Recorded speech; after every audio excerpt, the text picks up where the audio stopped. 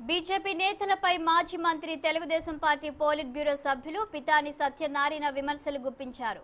ఈ రాష్ట్రంలో బీజేపీ ప్రతిపక్షమా లేక అధికార పక్షమా క్లారిటీ చేసుకోవాలని సూచించారు. రాష్ట్రంలో ప్రతిపక్ష పాత్ర వహిస్తూనే ఢిల్లీలో జగన్మోహన్ రెడ్డికి తాబేదారుగా వ్యవహరిస్తోందని మండిపడ్డారు. రెండు నాల్కల ధోరణిని ఆ పార్టీ నేతలు వీడాలన్నారు. వామపక్షాలు ఓ క్లారిటీతో ముందుకు వెళ్తున్నాయన్న ఆయన పవన్ కళ్యాణ్ టీడీపీతో కలవడానికి ప్రయత్నిస్తున్నాడని తెలిపారు. అయితే సైకిల్ పార్టీతో కలవకుండా ఆయన్ను కమలం పార్టీ నేతలు భయపెడుతున్నారని ఆరోపించారు. ఆయనకు తాళం వేయాలని చూస్తుందని పేర్కొన్నారు.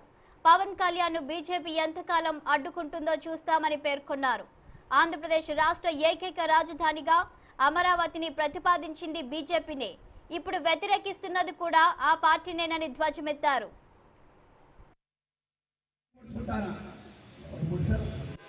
ఈరోజు సిబిఐ చెప్తా ఉంది, ఆఖరికి సుప్రీంకోర్టులో పిటిషన్, ఆఖరికి సిబిఐ కోర్టులో అవినాష్ రెడ్డి ముద్దాయని చెప్పి డైరెక్ట్ గా చెప్పినప్పుడు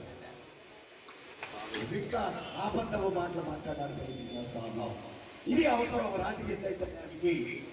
ఈ విషయాలు చాలు.